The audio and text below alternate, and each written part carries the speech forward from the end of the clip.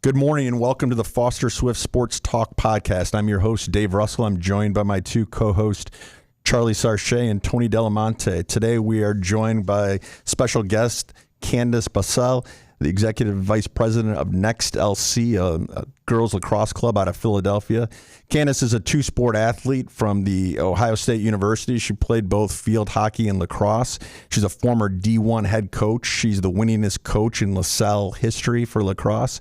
And she's, as I said, she's now the Executive Vice President of NXT LC. Good morning, Candace, and welcome. Morning, everybody. So, Candace, as we kind of talked about before we got on the show here on the podcast, we've been talking about the changing landscape in college sports and recruiting in general. And I think you have a really unique perspective as a former two-sport athlete from Ohio State University, a coach, and now the director of a major lacrosse club out in Philly. So, can you kind of just tell us a little bit about your journey to Ohio State, what that looked like? Yeah, so I'm a local product, so I'm from Philadelphia. And when I was looking at schools, I really couldn't decide if I wanted to do field hockey and lacrosse. To be honest, field hockey was kind of my main sport and one of my main focuses. And then lacrosse, we were very good at both in high school. And so we were fortunate enough to be recruited back in the day where coaches came to your games. And one of the main reasons I ended up at Ohio State, funny enough, is I was getting recruited for field hockey, and one of the Ivy Leagues, Brown, had reached out to me, and that really wasn't something that interested me, to my dad's dismay. And so, long story short, he was like, okay, what are you looking for? And I still remember his name was Dean Nakamura. He probably doesn't even remember this, but he ended up calling Ohio State because he was really good friends with Ohio State and said, I want you to take a look at this kid. And that's kind of how that path to Ohio State started.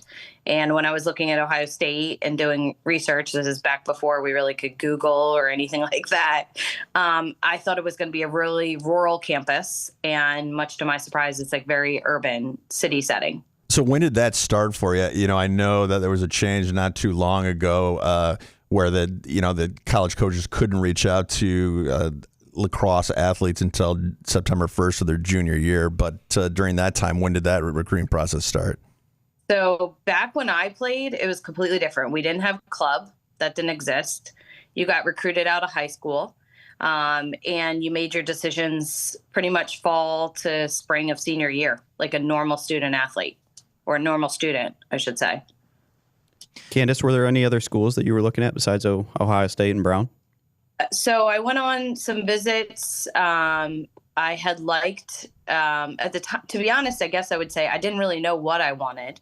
And I knew that I thought I wanted somewhere that it was like an urban setting. So back in that day, I did go on a couple visits. Some of the schools were a little bit smaller. I didn't feel like that really fit me. My dad had been a Penn product, so he was trying to get me to look at some of those Ivies. That just didn't interest me. So in the end, I felt like Ohio State was the best fit. Sure. Tony's a Michigan guy. I'm sure he's going to try to not hold that against you. I'm sorry. We didn't disclose that information before we invited you on. Or accepted. Yes. So what went into the decision to play lacrosse and field hockey at Ohio State? I think it's, it's a huge job playing one sport at a Big Ten school. You played two. Can you tell us a little bit about what that was like? Yeah. So back when I played, so this was fall of '98. So this is a long time ago. And not that it was common for people to play two sports, but I would say it wasn't as frowned upon as it is now. It was more about opportunity. So when I got there, I went specifically for field hockey. I went really early, did my preseason, and had an awesome experience. It was super intense, but I loved it. And then from there, I had talked to lacrosse going into it and thought I was going to do it. I just wasn't sure how I would manage. And then I transferred over to lacrosse. What I would do is take maybe a few weeks off back then and then switch right over to lacrosse training right when they would come back. So nowadays, if you tried to do 2 sports, you would get maybe just like a week off. Right. I would have that winter break to then switch gears. So that doesn't really happen anymore. And that was great. And field hockey, I think, really helped me with lacrosse and vice versa. I was somebody who was used to playing multiple sports, and I thought it was awesome too to have different coaching styles and different friend groups and different experiences. Did you always know that you wanted to go into coaching after you played? No, that's probably the funniest thing, because I think people always think that. Back when I played, again, we didn't really have internships. Were not a common thing for a student athlete. Especially at a large school like Ohio State, where sports is your job, and you can get credits during your season for playing because it's just taking up so much time. And the Big Ten, I was traveling so far for both sports. So when we were all sitting around at graduation, a bunch of my lacrosse teammates, we were all looking around like, what are we going to do? And none of us had jobs, because none of us had a single internship. The only thing we all had was we coached camps every summer. I did field hockey and lacrosse camps, and then they all just did lacrosse camps. So that was literally all we had to put on our resume. And so one of my friends was like, I think I'm just going to apply to some coaching jobs, and maybe I'll go back and get my master's. And so I think it was like 6 of us sat around and just started applying to coaching jobs. And a bunch of my teammates were in college coaching, and some are still in college coaching for a long time. And that's kind of what started it. And I went and became a D3 assistant coach for field hockey and lacrosse, and had turned down, ironically, the D1 assistant job for lacrosse at LaSalle that year. And I really wasn't sure what I wanted to do. So that afforded me the opportunity. I had another full-time job while I was doing that, while coaching, and I could kind of see what I liked. And at the time, D3 assistant jobs weren't full-time positions. And so how did you end up at LaSalle? So when I went from being a D3 assistant, then the head coach, who was the same coach for field hockey and lacrosse, she was a Penn Stater, who I knew, she was pregnant. I became the interim head field hockey coach at Haverford College. And then from there, I really wanted to get my master's. So I was between doing graduate assistant positions at D3s, or potentially being able to do something different. And I was able to go to Kent State, and I went out to Ohio. My now husband, he was from there, and I met him at Ohio State. So we were out there. I went to Kent State, and I started a D2 program, which was part of the NAIA at the time. And I started the program and was there for 4 years. And we were able to be really competitive by the end, but we didn't have, when I got out there, we didn't have a field. We didn't have a locker room. We didn't have a conference.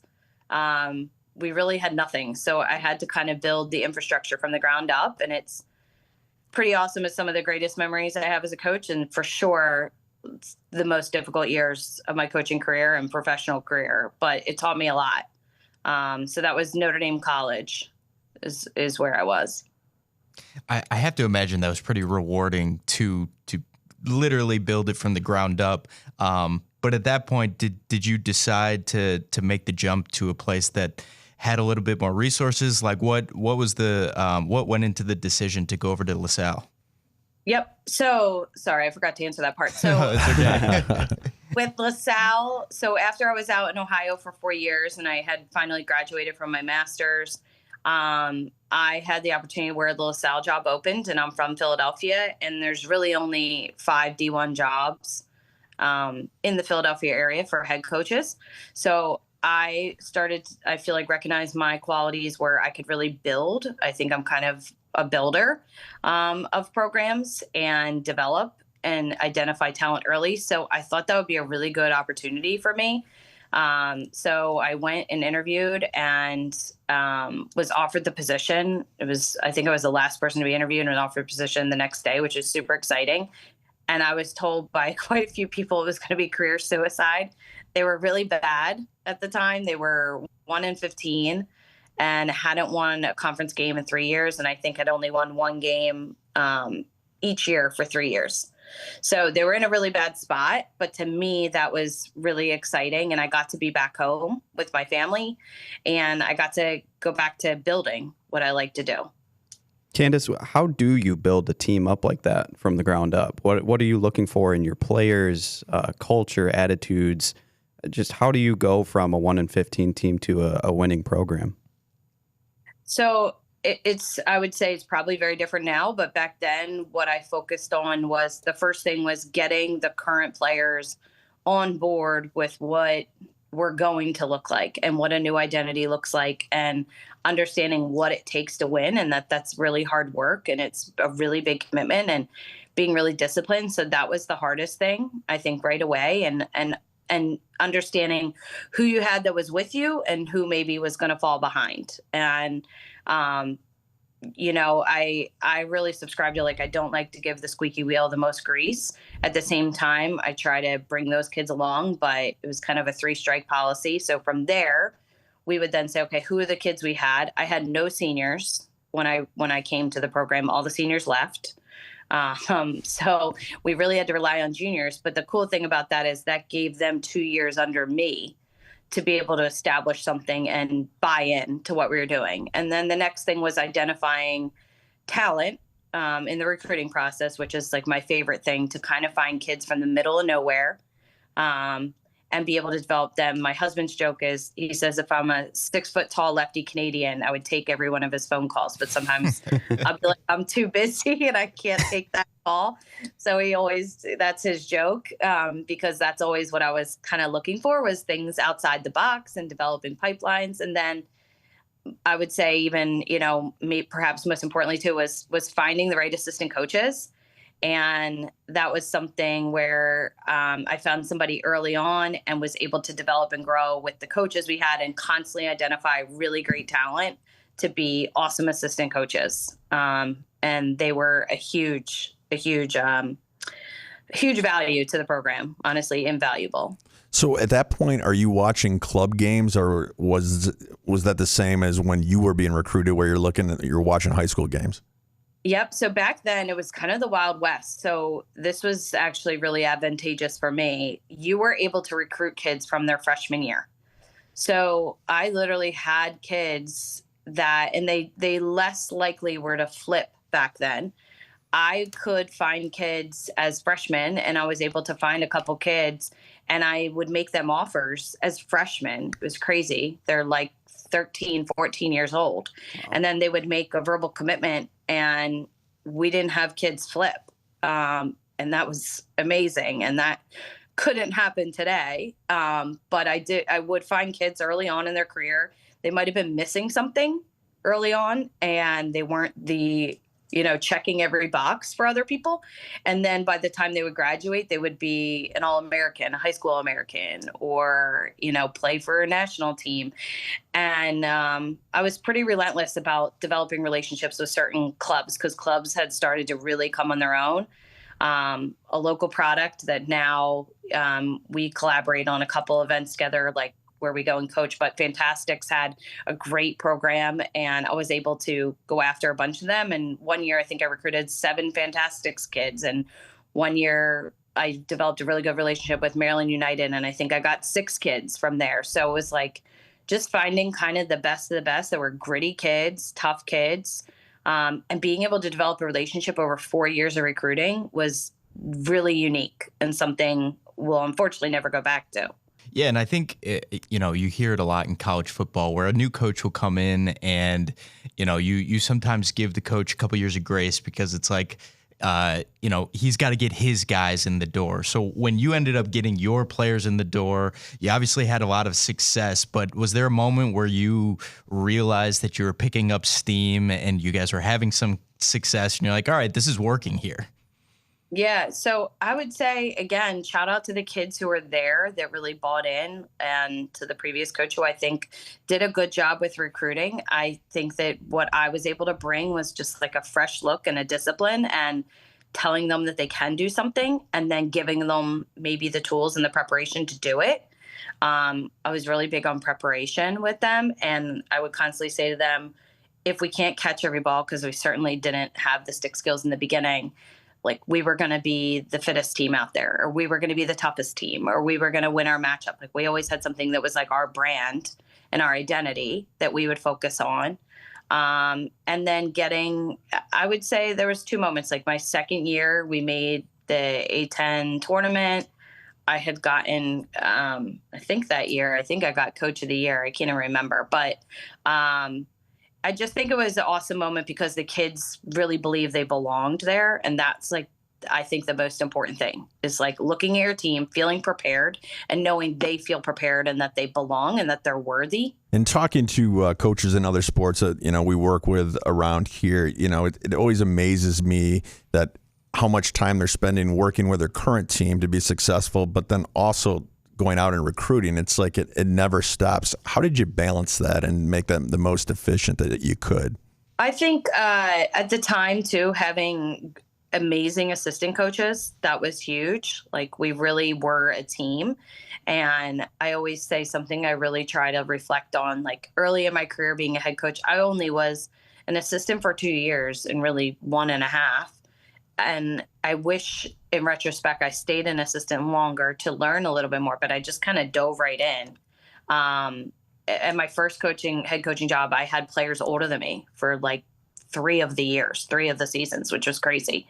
But I think having assistant coaches that like you treat as assistants to the program and the goal and the mission and not your assistants, that kind of helps divide and conquer and give people purpose and understanding what their role is. And so I was able to have assistants that really developed great relationships with players, great relationships with current players, new players. And like I said, at that time, I was able to do that for 4 years. So yes, it was hard because you were doing that for 4 years, but at the same time, it was nice because I think they really developed a trust and it was a real authentic relationship. It wasn't so short-sighted. Well, it had to be helpful too, the fact that you were located there in Philly, because it really is a hotbed for lacrosse. Wouldn't you agree? Right. Definitely. I mean, Philly's it's a hard market to crack into if you're not from here. So I think the coaches that have a lot of success are typically from here or have been assistants here for a long time, where you have to really develop, even at the days I started coaching LaSalle, like really good relationships with club directors because, at the time it was a really vital part of recruiting, and you were able to talk to the kid and the club director. So while you got the opportunity to talk to the kid for 4 years, the club director could talk to them for 4 years while you're recruiting them and give them advice, whether you would agree or disagree with the advice. So you having a solid relationship and them saying, I sent kids there before and they're really happy and they're doing really, really well and the team is in the right direction. That's huge because they would see them all the time. Many of them were their high school coaches. Yeah. Yeah, Candace, you guys are coming off a Super Bowl down there too. So congrats on that. I said it's a great time to be a Philly sports fan, and sorry, Ohio State won the national championship. Michigan still won. Yeah, you're doing well. You had a good year. Michigan still won, though. We still walked you for like 8 years straight. But all right, but what about the last 4?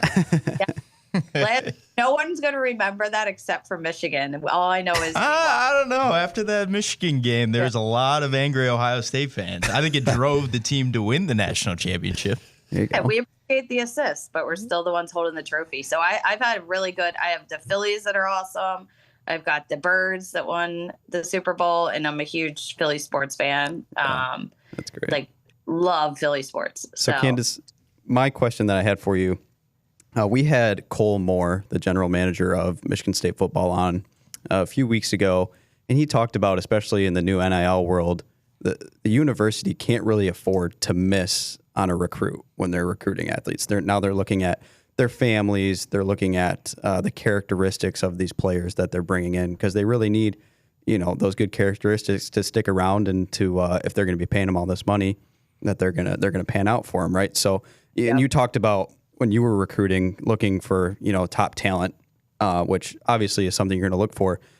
How did you balance when you were coaching and recruiting top talent versus just characteristics of the player? So I think, again, I had the advantage compared to today in the beginning of being able to develop it over time and really see, like, I could have them to tailgates and I could see how they acted with the players. I could see how their parents interacted with our parents. I could go to their high school games and talk to them and talk to their coaches and see, like, were they the kid cleaning up the bench after?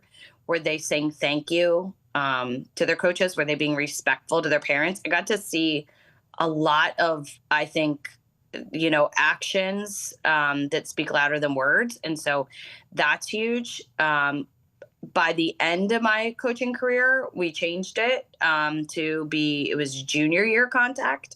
And so that slowed it down a bit. And I think that definitely is where people started to miss. Lacrosse is a completely different landscape than football. Lacrosse is super accelerated. So, yeah, I think coaches are very afraid of this new world and missing, so to speak, on recruits, because some kids are going to get offers on September 1st, and they're going to be expected to decide that day, 48 hours, 72 hours, expected to decide without visiting. And I think it's really different than the football culture where they do it a little bit later. And with football, the thing I see, though, is that they're constantly flipping. Like, a verbal commitment means absolutely nothing in football. These kids are carrying around different hats in their backpacks, I feel like. In lacrosse, kids are now starting to flip, but it's not as common because honestly, I think it's also a gender thing where, like, girls are taught to, hey, you made a commitment and you have to keep a commitment. And I think that's like you don't want to be seen as trouble as a girl or as a young woman. So I think there's a gender piece there too. And Candace, at some point you decided to leave coaching and to start with Next, a high-level lacrosse program. What was the reason behind the switch there? Yeah, so I still say, like, the year that I left LaSalle was really hard decision for me because I had amazing assistant coaches that honestly would have been there for a long time. They were just great people that I still am very close with today. I had this amazing group of freshmen that I was like, oh my gosh, we should win the conference. Like, I really felt strongly. I brought in 12 freshmen, and they were a bunch of All-Americans and, in my mind, future captains and all conference. And they did have great careers. So that was really difficult. But when I was approached about Next, it was, I think, an opportunity where I definitely didn't apply to jobs. I wasn't the type, which I would say the biggest lesson I'd say to any coach is, like, you should listen to every conversation. I would never listen to conversations because I always felt like I had something more to do there. But I do think you should listen to every conversation. And it was that year the first time I started listening to conversations. We lived in the city. My husband was the one who kind of said, listen, do what you want to do. And I know you love coaching, but this gives you an opportunity to do both and an opportunity to kind of build again. And I knew that the portal was coming. And I really that was a big part of the decision where I thought the portal could change a school like LaSalle. If I was at a bigger school, there was players throughout the years that I know coaches were really impressed with that we developed. And I felt like we were going to turn into potentially a farm system. And so that really scared me. So the opportunity next was, I think, a good one to stay in Philadelphia. There's very few jobs, again, that you can be in Philadelphia, be in lacrosse, be full-time. And I think they made a really good offer. So I considered all options. And so our listeners know, I know Candace through my daughter played on the 2026 Next black team. And so, and we really enjoyed that experience. And the success that Next has had is really amazing. So, and I may not have this number right, Candace, but I went and I tried to look at the number of D1 lacrosse commits you had from your 2026 class, and I counted 28. I think it's more now. Nice.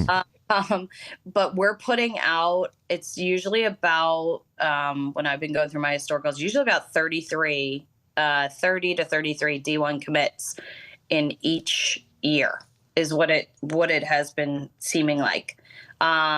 We will have 2 teams of about 22, 23 kids, and everybody that wants to play has been getting spots, which is amazing.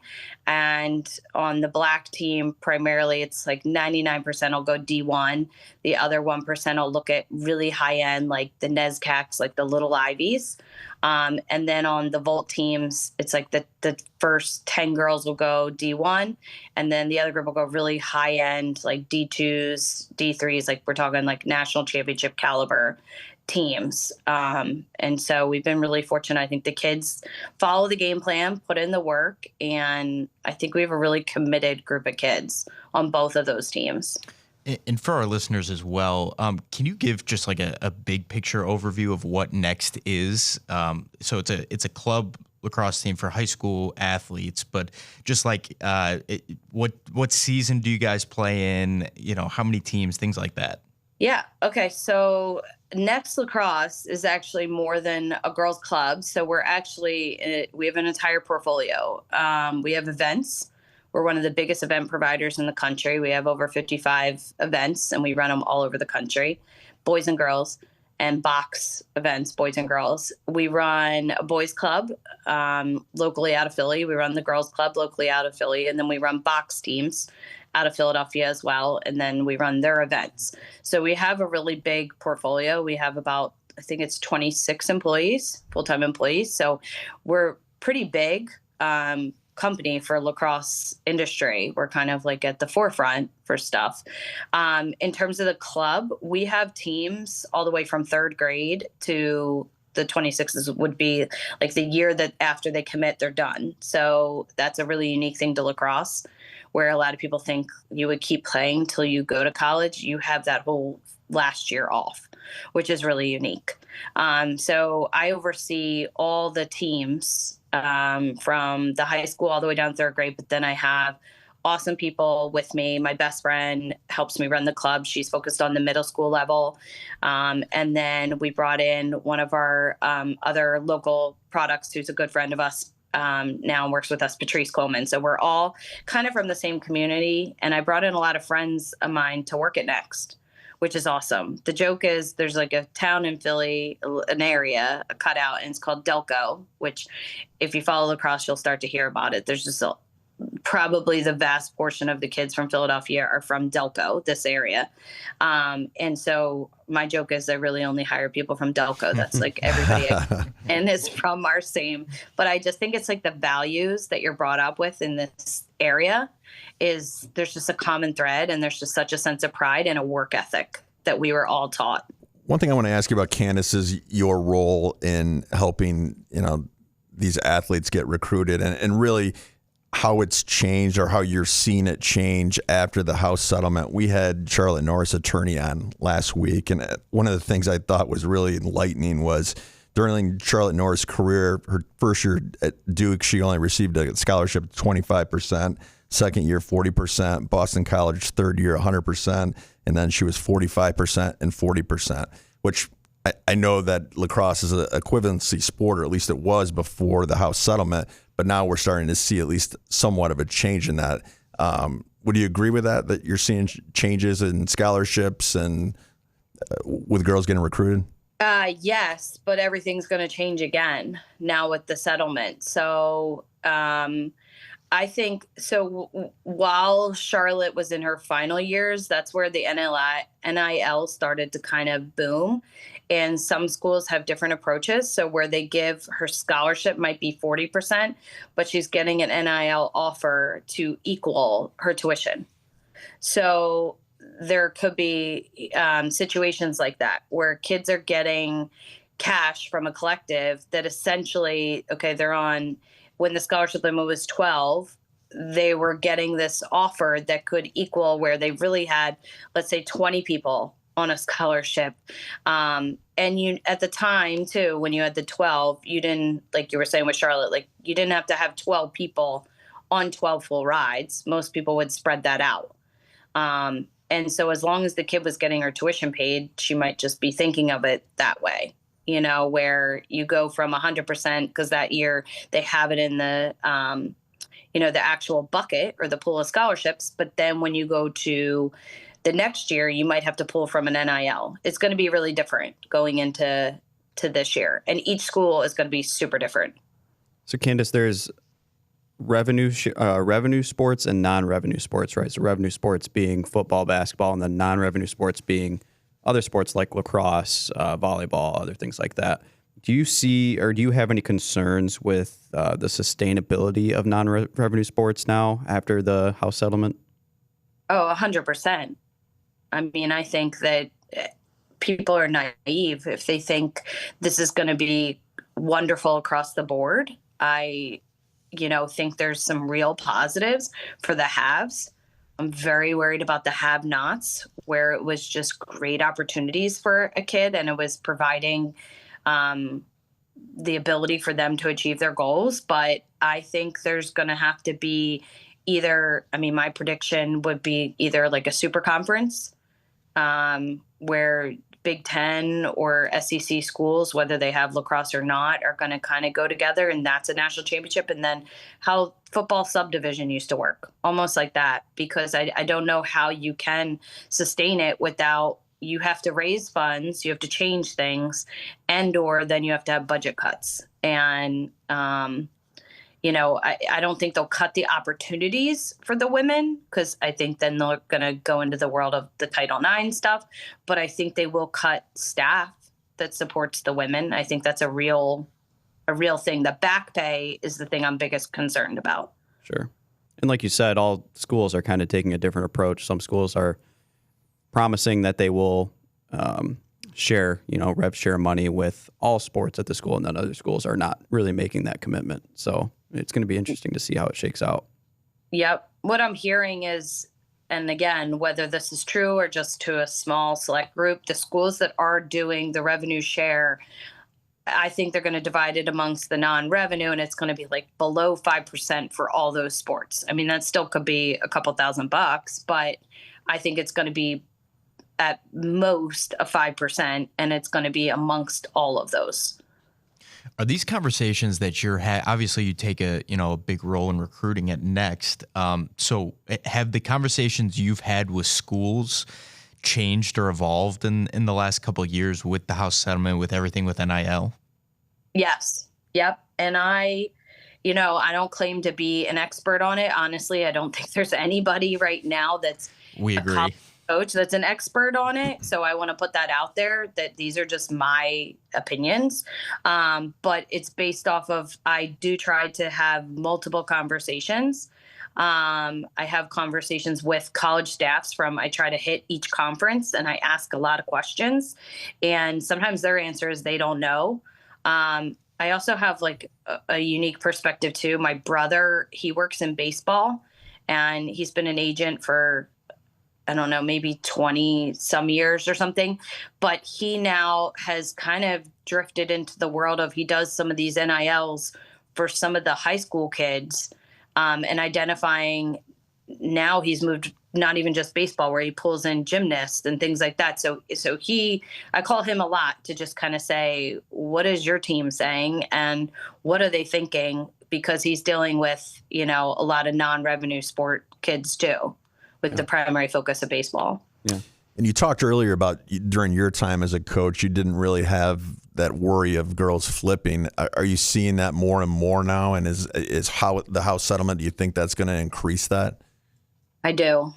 And at the end of the day, I say, I think kids should choose the school that's the right fit for them, and a great fit for their family. I also understand that there's life circumstances in every kid's household that is completely different. And so one family, money could be the end all be all. And there's some like life-changing money to a family where other families, that's not life-changing. But being able to have your kids not have loans and have your kids be able to potentially, put down payments on things when they graduate college, things like that, that's really huge. So I do think it's going to continue to evolve. And if it gets to the point where, again, they can talk to them senior year, I think that's where I think it's going to continue. I do. I think it's only going to, I don't know if the word is get worse. I don't know if it's worse, but if you have a better opportunity and somebody presents you with a better opportunity, then, I mean, isn't that what coaches can do too? They can listen.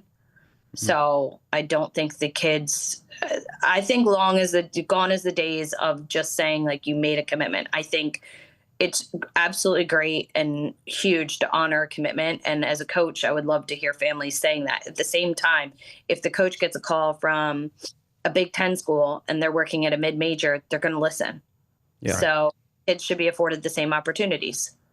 Yeah. And Candace, how important would you say is it for Division I athletes or high schoolers looking to play Division I sports to have representation or an agent like us or like your brother throughout this process? I mean, I think it's going to be the norm, I think it's going to be the norm, but I also know like the state laws are really different for NILs, and that's a weird nuance, and the taxes and things like that. So I just think people are not educated enough on it, Sure. Yeah. I wanted to ask just about your approach at Next to recruiting. Obviously, we talked about the 33 kids you've got going to D1 next year. Can you just describe like how your approach differs from like traditional high school recruiting and the things that you are doing to ensure that these kids get an opportunity at the next level and that you're doing to separate yourself from other clubs? Sure. I think the biggest thing that I'll say and first thing is like the kids are earning the opportunities.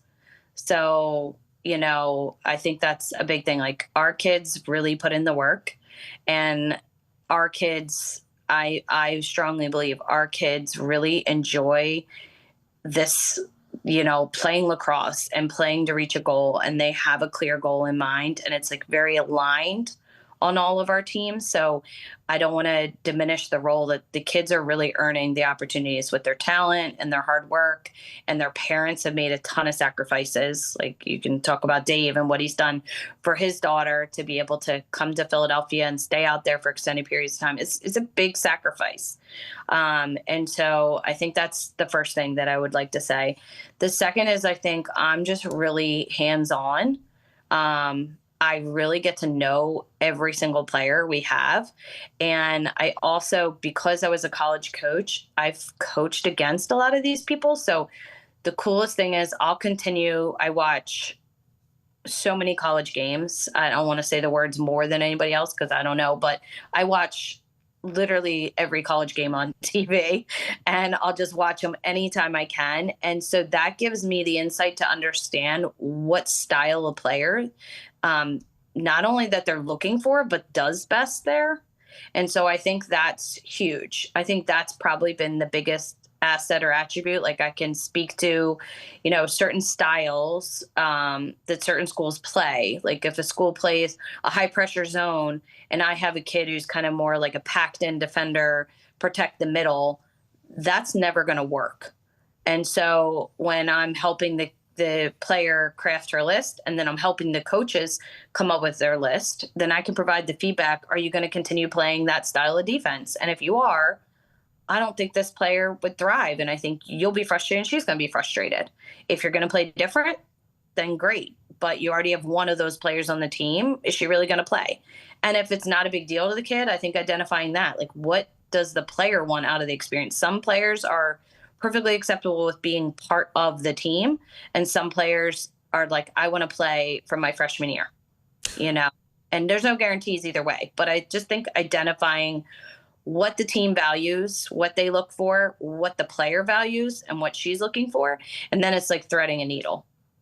Candace, one of the things that you do with your teams, with all the next teams, is have a Zoom with not just the players, but the parents before their recruiting year and maybe even the year before. And you kind of go through the expectation of the players and also the parents, which I think is really important. And so, for our listeners that aren't part of the Next family, can you kind of walk us through what that looks like? Yeah, so we start the process with them from their freshman year. So when they arrive freshman year, we're going to start to give them communication. And I think it is for sure in one aspect very overwhelming for families because they're like, I'm not even thinking about this. Like, Candace is crazy. But the flip side is by the time you get to the process, I think the vast majority have heard it so many times from me that I would say they're, again, preparation is key. They feel way more confident. They feel way more prepared. I think the expectations, like you said, have been set. And I think it's about, again, parents keeping guardrails on. Like when I first came from college coaching and started this process, like I was very hands off with the parents. And I think evolved a lot and really tried to work on that because as a college coach, you like really tell them this is about the kid and I'm trying to prepare them for college. But I think in the past, like 2 years, I've really evolved to understand I need to help the parents to help their child, and I need to be able to help the player. And by having guardrails in the home and the parent who knows them best, they can help to jointly kind of guide the process. So I think that's been a big value add. But we do lots of things. Like we do group sessions. I do individual sessions. I did player panel sessions. Emails throughout the year, reminders, setting boundaries for parents of what things to talk about with their kid, after games. Because I feel like we work really hard with our coaches to be putting the kids in the right mindset, and any little thing can get them out of the right mindset. Yeah, and I think you do a really nice job of laying out what needs to be done as far as email communications, which can seem tedious to the athletes, but it's very important to having highlight film and what that should look like. And then from the minute they get out of the car at a tournament, that they're being watched by potential, coaches that are looking at them and how important that is. Right. Well, I appreciate that because I do try to really work hard to, again, I would just say the word is like preparation, and they're not going to remember everything I say because it's a lot and they probably tune me out at some point. But at the end of the day, if they remember a couple things, then that's far more prepared than another kid who hasn't had that over the course of a couple years, or a parent who hasn't had that. And I think you can't undo, doesn't matter how much work and goodwill you put towards it, a coach can't undo what they see. Whether it's bad behavior or like really bad plays or laziness or disrespectfulness, you just can't undo it. And the thing I say to every player and parent is, I say, I'm not going to, I'm not going to die on that hill. If you were disrespectful to your coaches, then we might need to move a different direction because that's just going to continue. And so we just need, I think, again, just always focusing on that moving in a positive direction for the kids. Is there one thing that you've seen, you mentioned being disrespectful, but are there certain like recruiting mistakes you see parents or kids make in the process, whether that's not, buying in too early or, just so that our listeners can, if they have parents or kids who are getting recruited, they can avoid some of those pitfalls? Yep. That's a great question. And I think that's like, instead of people always focusing on what they should do, I think like the do nots are probably far more important. The first one is parents writing the emails for the kids. You have to put yourself in the coach's shoes. Like a lot of them are these young females that are reading a letter from a 55-year-old man that's pretending to be a 14-year-old girl. It comes off kind of weird, Yeah. And so you can tell the words that they're using and the language, and it's like that is their only form of developing relationship. So up until the point that they can call you, which isn't until September 1st, this coming September 1st, my 27s, the only way to get to know you is through an email. So if your email is crafted by your dad and your Instagram is showing you, doing, I say like, party activities and not focusing on lacrosse, then that is all they have to judge you on. And so that's already like 2 strikes. The other thing I would say is parents thinking that the process works like in the backwards way, where like you come up with a list and parents will be like, well, that's not on her list. And I'll say, I mean, Ohio State wasn't on, in air quotes, my list, but that's because I didn't know what I knew once I visited there, that it was completely different than what I had assumed and thought. And so I often see where, we're making them have these big lists, and I'm giving them ideas that fit lacrosse wise and academically for various majors or internships or location, or knowing the coaches that are going to move to different programs. And parents then, whittle down this list to like the 10 schools they want their kid to go to, and it's not an academic fit. And that's really hard to hear. I think that's like really hard to hear. The first year when you talk to every kid has the same 10 schools on the list, regardless what their transcript looks like. And that's obviously not going to happen. That's not possible for every kid from our club to go to those 10 schools. Sure. So September 1st is right around the corner. What advice do you have for those athletes that are waiting for those calls? Yes, it's really stressful. It's really stressful. And I think you used to hear language like it's all about the journey, and, everybody has a home, and unfortunately it's a different landscape. And I think we have done a really great job here with the team that we have, where we've been fortunate enough to, I think, 99% of the time we're hitting on the right schools for the kids, and we're mutually being able to afford them the opportunities with their hard work to get those spots that they want. But there is that 1% that doesn't get what they thought they were going to get, or even what maybe I think they deserve. That's really frustrating to me. But in terms of getting ready for September 1st, I think it's just about not having any expectations. Like if you go in and you think something's going to be a certain way, it's never going to meet, whether that's a good or bad thing. It's just never going to match what it was. So we just try to prepare them for both things, and understand that some people's process is going to look like a marathon and some people's is going to look like a sprint. And it's the best sentence you can give a kid is like, run your own race. Not everybody can run an Olympic speed, and not everybody is a middle distance runner. Not everybody is a distance runner or a sprinter, whatever it is. It's just like, what is your own personal best? And that's what you have to keep looking to achieve. Yeah, and I think one of the issues is they see everyone else's race on Instagram, so that can make it difficult at times. Yeah, it's the death of, teenage girls in general, but sure. Social media can be such a cool thing for networking. And I mean, Dave, it's how I found Abby. So right. Truth be told, without it, I was looking on some Playday things and saw film of somebody else and saw her in the background, and then just kept looking through film and film and film. And so amazing that happened. Right. And right. Then I was able to find that. But the flip side is the downside, I think, really outweighs those stories and the pressure.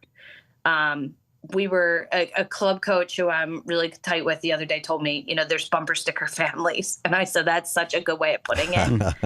That it's just like all they care about is what they can talk about that's going to be on the bumper sticker.